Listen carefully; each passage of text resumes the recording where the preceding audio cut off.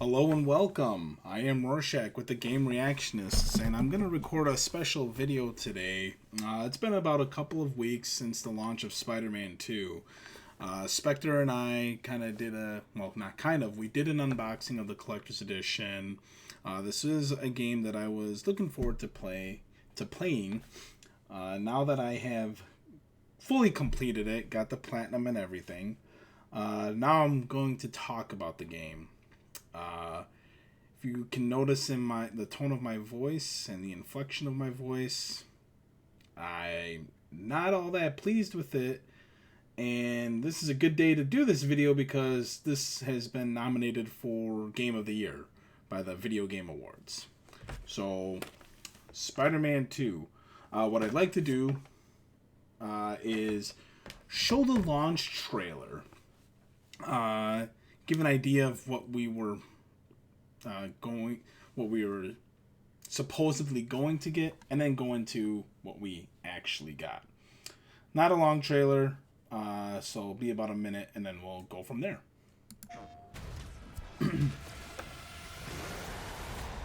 Right off the gate, you got a couple of good action pieces, really good shot of Venom.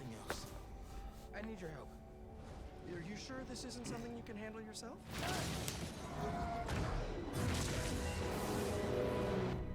I'm sure. This is important because Peter Parker Miles, asks Miles if he can handle things on his own, and Miles says he can't. And it chose you. get it off of him! Ready for your annual physical? I'm the hero here, not you. What the hell's going on with Pete? You're not yourself. You want to join us? He's here. Walk down the whole building! I know I can snap him out of this. We can fight this together!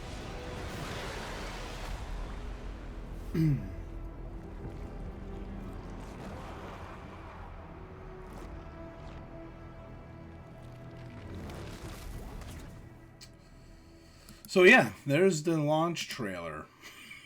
And man, so you're thinking you're gonna get a cool action Spider-Man game featuring Miles Morales, and Venom's gonna be involved. And I don't know if it's just the curse of Venom, being adapted outside of the comics and the television show from the 90s.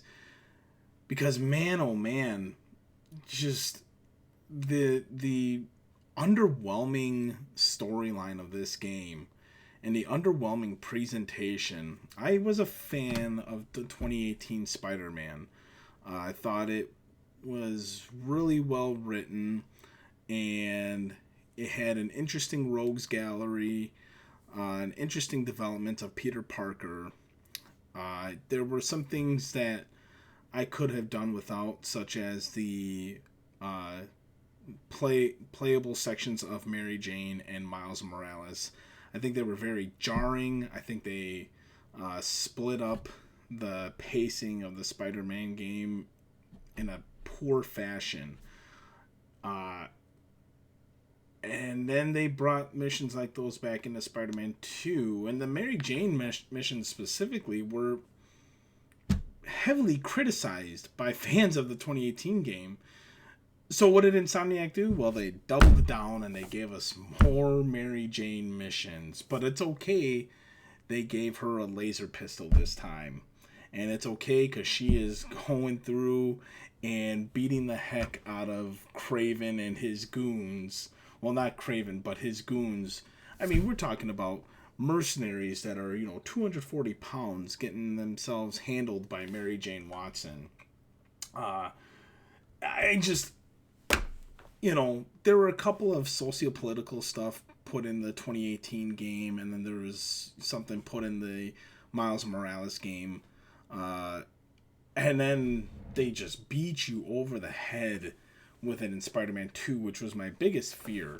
And I don't really care what the narrative is. I don't need to do a side quest where I'm helping a member of the LGBT community ask their their boyfriend out to homecoming in high school. It's not why I bought a Spider-Man game. I didn't buy a Spider-Man game to play as a deaf person and to have no sound so I can experience what it's like being deaf. I am not deaf, okay? Some might say I'm tone deaf right now, but I don't care. I don't buy a Spider-Man game to go through stuff like this. I mean, here. Why? What does this have to do with Spider-Man? If you want to put this in your video game, just make a different video game. Make a video game for deaf people, and you have these emojis above their heads to kind of like, oh, what's going on? And like, you know, it's just, why? Why was this in the game?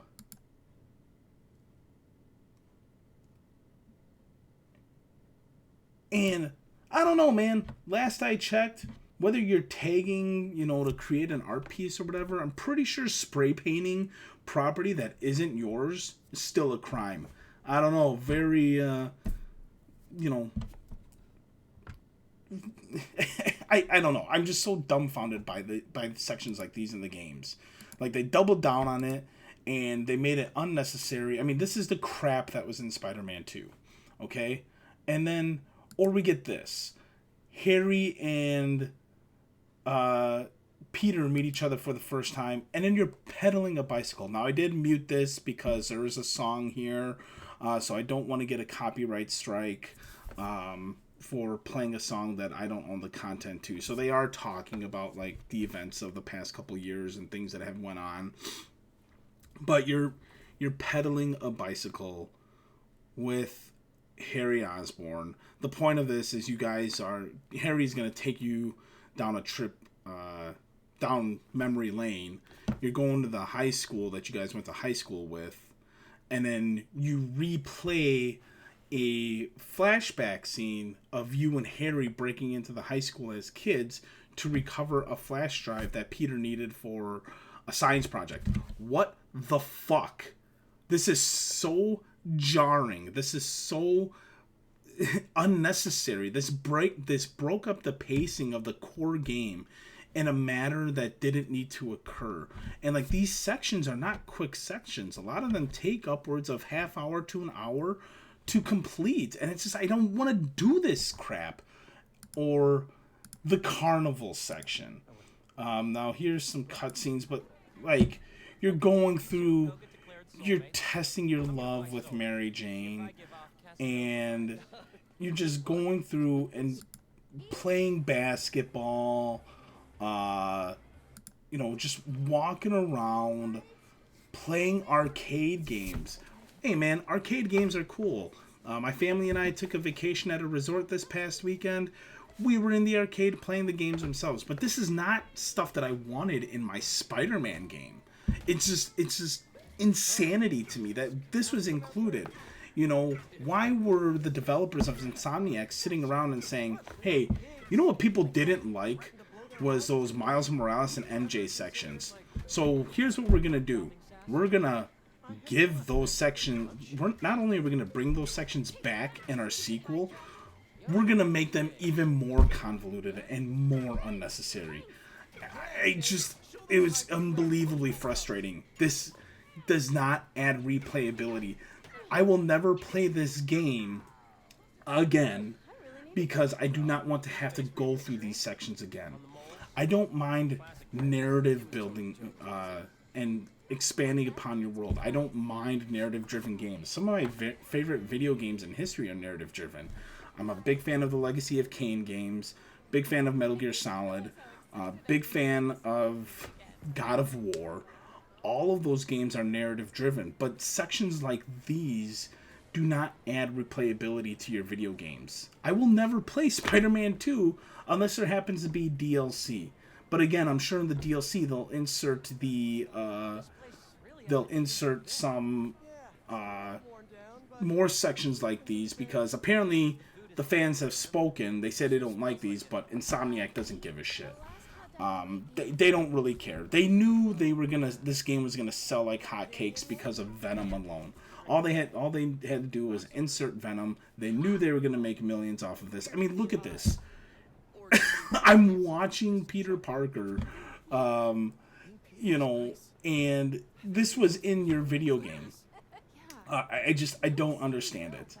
I don't understand it. It's so bad. It is so bad, and it just really distracts from the core game. Then we have the storyline, and I'll be honest with you, I had no connection with any of these characters. Did not care about any of them at all. I'm a big fan of Spider-Man, big fan of Venom. Spoiler alerts incoming. Harry Osborn turns out to be Venom. He gets the symbiotes to help cure whatever cancer or disease he has that's alluded to in the first game, and even teased at the end of the first game. And he obviously becomes stronger, dons the Venom suits, which is really akin to Flash Thompson's version of Venom, which was pretty cool. I thought that was a cool nod, cool Easter egg. And then he gives the suit to Peter Parker after Peter Parker gets stabbed by Kraven the Hunter, because Peter's basically dying, and so the suit attaches itself to Peter, and then that's when Peter gets a symbiote suit. And it really is like a mirror storytelling of Spider-Man 3, the movie by Sam Raimi, because Peter Parker just, becomes a bad guy over time, realizes then he's becoming a bad guy, gets the suit off of him, tries to get rid of the suit, and then Harry, instead of Eddie Brock, recovers the suit and then becomes a big monstrosity of Venom. The boss fights, I mean, you had the Sandman boss fight in the very beginning, which was very cool set piece. You had a giant version of Sandman in New York City right at the beginning, and I don't think you have a boss fight again for another like 4 or 5 hours. And then they kind of cram all of these like enemies in at once. It was a convoluted, messy game. It just didn't really add anything to expand upon the first game. The side missions, again, were stupid. You had the socio-political side missions. You had the side missions with Avery, I think her name is. She's the cop from the first game, and she's a vigilante now, hopping around. Apparently she has no superpowers, but she's a boss fight in the game and can hold her own against Spider-Man. There's just no sense that you are a superhero. You think of games like Hulk Ultimate Destruction back in the day on GameCube and PS2, or you think of video games like even Batman's not a superhero, and even then it's like you felt it was balanced. Like, you are Spider-Man, you have superpowers. Why is a regular civilian able to hold their own against you? Like, he should have been able to. It should have been just a cutscene between him and Avery, where he just webs her to the wall. It's like, okay, I'm done dealing with you, Avery. Let's move on. But instead it's just this big 15-20 minute boss fight, and it ruins the immersion. I don't ever feel like Spider-Man. Once you get this symbiote, and get some of the symbiote powers, there's that section right after Peter gets stabbed, where it's just like, oh man, I'm just creaming guys and beating them left and right with no problem. Then I felt powerful. I finally felt like, oh my god, I am a powerful being right now. And then after that section, it kind of went back. You upgraded your symbiote suit, but it's more of the same. You're able to get handled with no problem by Kraven's hunters and his mercenaries, and it's just, I don't know, man. And then the Miles Morales sections, what can I say? His game was boring. I don't remember anything about his game. I don't remember anything about his characters. I don't know anything about Miles Morales, the comics, because I've got no reason to read those. I am a Spider-Man Peter Parker fan, and I am not a Miles Morales fan. So, couldn't tell you. His sections were boring, dull. He's trying to get with the deaf girl. Cool. Whatever. And he ends up being labeled as the true hero at the end of the game, which really bugs me, you know, because we can get into that, the character assassination of Peter Parker. Mary Jane, in fact, I'll look this up. I want to play some of this. Spider-Man 2 Scream boss fight. So, shout out to Gamers Little Playground for having these sections up. Now, this I thought was cool at first because this section is after Peter had gotten rid of the symbiote suit, and then Venom spawns Scream, who's one of the other many symbiotes. So it's like, oh, cool, we're getting different symbiotes. Awesome. Cool, right? And this is like, I'm gonna have a boss fight against another symbiote. So this is Scream, the symbiote, who's taking control of Mary Jane. And it's just, you know, you basically have Mary Jane chastising Peter throughout this entire boss fight, telling him how worthless he is. You know, yeah, she never gets validation from him, from anybody. Like, she works for the Daily Bugle at this point, and how Peter is making everything about him. I mean, just listen to some of this dialogue. It's so cringy. It's not representative of like what's actually happening in the game.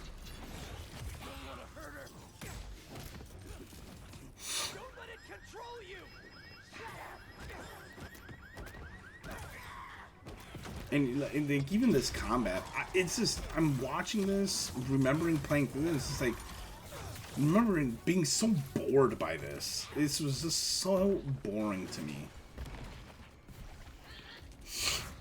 On this.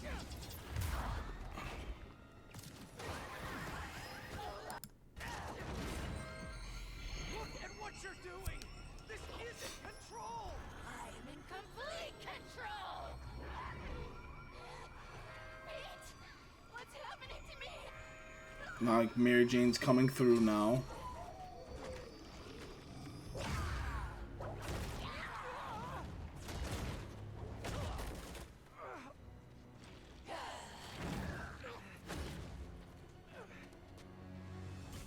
Don't listen to those voices!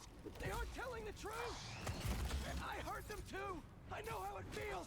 Always about you! Yep, okay, so making it. Job.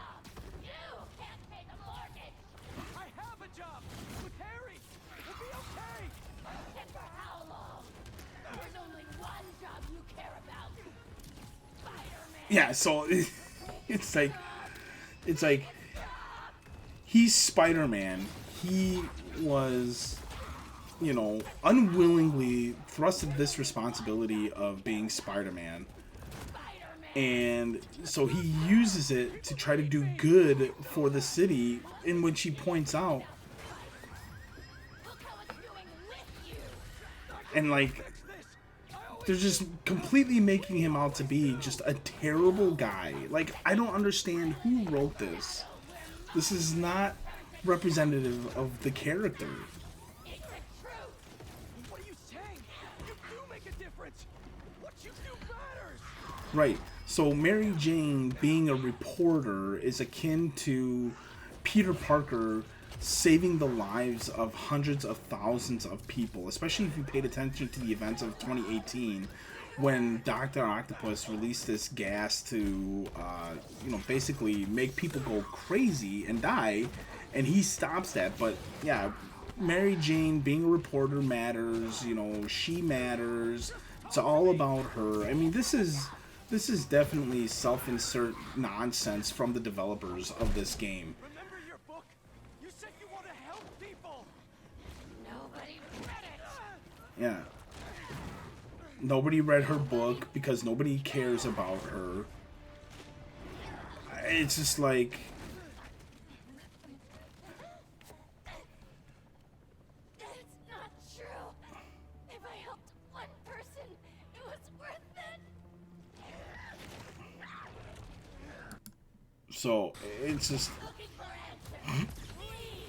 Because you lost a job on Cattail. Again, chastising him for losing a job and not being able to pay his bills. You know? MJ, you can quit. And he's like... Figure something out. And he's like making it just... Only rely on it. Just talk to me.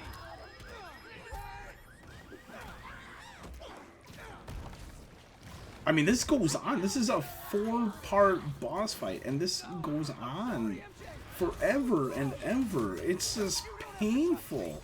But please, trust yourself. Yeah, don't trust Peter Parker. Don't trust the guy who literally goes out and puts himself in consistent danger. He was stabbed by Kraven the Hunter in this game, trying to protect you and a lizard. I forget his actual name, but he gets himself basically killed and needs the symbiote to stay alive. Yeah, I mean, he's wrapped up in his own life, but never thought about MJ's. It's just like, again, it really paints a picture of nothing that Peter Parker does mattered. Nothing about him being Spider-Man matters, and that how dare he put, you know, the lives of other innocent people before the needs of his girlfriend, who is an adult and capable of taking care of herself. I mean, this is the type of crap that is in this game. And it's really upsetting because this is the state of video games nowadays. Before, you have like little, you know, dog whistles here and there, little inserts here and there. Dead Space had like the all genders bathroom, and you know, Hogwarts had the LGBT character, side character who was working in Hogsmeade, and so it's like stuff like that is just, you know, it's okay. It's blink and you miss it. You know, oh, here we go in another section. You know, she's been holding their lives together. If Peter Parker was not Spider-Man, this city would have been demolished by now. Like, he is, and like, now he wasn't better. Now he wasn't listening. I mean, this is just, it's despicable, you know. I am a married man. I know all too well the concept of, you know, you and your spouse being married and being a team and working together. You don't work together by putting each other down and trying to make the other person feel like crap. That is not a relationship. It's not a healthy one at that. So I don't know who this is placating to. I don't know who this is supposed to be talking to. You don't rip people down. You know, if I had lost my job, my wife wouldn't come home and say, oh, well, we can't do anything because you lost your job. You're a loser. Shame on you. She would never do that, and I would never do that to her. You know, we'd work through it, figure out what needs to be done, and support each other in what way we can. This is just pure, unadulterated garbage. Like, this game does not deserve Game of the Year's nominations. It doesn't deserve anything. And this is just like small portions of it. Like, it's so disappointing because this was a game I was looking forward to, and I really was just beaten over the head with it. By the end of the game, I swore it off. I guess I'll say I can say some positive things. The game visually does look good. I'm not convinced that it's putting the PlayStation 5 at its peak potential. I think of God of War Ragnarok, and it's just like I think God of War Ragnarok looked better and more realistic than Spider-Man 2, if that makes any sense. And maybe it's an art style direction. I really liked the art style of the new God of War games. But this game, the more I was talking to Spectre about this when I finished it. I actually finished this game maybe about like a week and a half ago. I got all the collectibles and stuff like that. Got the platinum. And I told him, I was like, I'm done with this game. I have no reason to ever reinstall this game and play around with it. New Game Plus, no desire to do New Game Plus. Because I don't want to go through those mundane, boring sections where I'm breaking into a high school as Peter Parker to get my flash drive or playing as a deaf girl. If Insomniac wants me to play this game again, allow me to skip those sections. Seriously, the fans didn't like them. Why you put them back in the game and then some is beyond me. Stop making the game that you want to play and start making the game that the fans want to play. And then this game ends basically Peter saves the day, but then Miles somehow gets past the mantle. And we knew this was going to happen. You kind of pick up on that like midway through the game. Like, oh, Peter Parker is going to give up. And even after this boss fight with Scream, you realize that Peter Parker is going to give up everything he was and stop being Spider-Man, blah, blah, blah. So the director and creative unit behind Spider-Man 2 at Insomniac Games has all but confirmed that the next Spider-Man will be Miles Morales as the main character. Not going to play it. Your first Miles Morales game didn't sell well to begin with, and then you're going to double down on that and make him the playable character? I don't care about Miles Morales. I'm done. I'm done supporting these companies and supporting these games. This is not what I want in my video games. I've been playing Super Mario Brothers Wonder on the Nintendo Switch, which came out the same day as Spider-Man 2. Man, I have been having a blast. No big story there, just pure fun video games. I don't know why you have to ruin your games with your stupid politics and your stupid narrative decisions and just your wanting to cut down these legacy characters. If you don't like the legacy characters and what they represent, fine. But you don't have to cut them down, and you don't have to ruin it for those of us who grew up with it. This is just a piss poor handling of these characters. Make your own stuff, make your own characters, and then see how successful you are. You can't do that though, because nobody would play a Miles Morales game if he wasn't attached to Spider-Man. You know it, I know it, the whole damn community knows it. So this is probably the most scathing review of a video game this channel has ever done. We may get, slapped on the hand by YouTube as a result of this, but I don't care. I am sick of this in my games. And for anybody who's going to be in the comments and be like, oh, my video games, oh, my gamer angry, fine. That's fine. You can say that all you'd like. Doesn't invalidate anything I've said, and you know I'm right. Anybody who's beaten this game, tell me with a straight face that you're looking forward to replaying this and playing through those dull sections and doing all that mundane crap. It's non-existent. It's so weird that this year, with such great titles coming out, ended on such like a sour note. I mean, we had games like Lies of P, we had Super Mario Brothers Wonder, Tears of the Kingdom, Armored Core 6, we had Hogwarts Legacy, we had Resident Evil 4 remake, Dead Space remake, Atomic Heart came out this year. That was a pretty fun game. I haven't finished it yet, but I've been playing around with it. It's a fun game. We had a really solid year, and those are just like the 8 games that I can think of off the top of my head. I know there are more.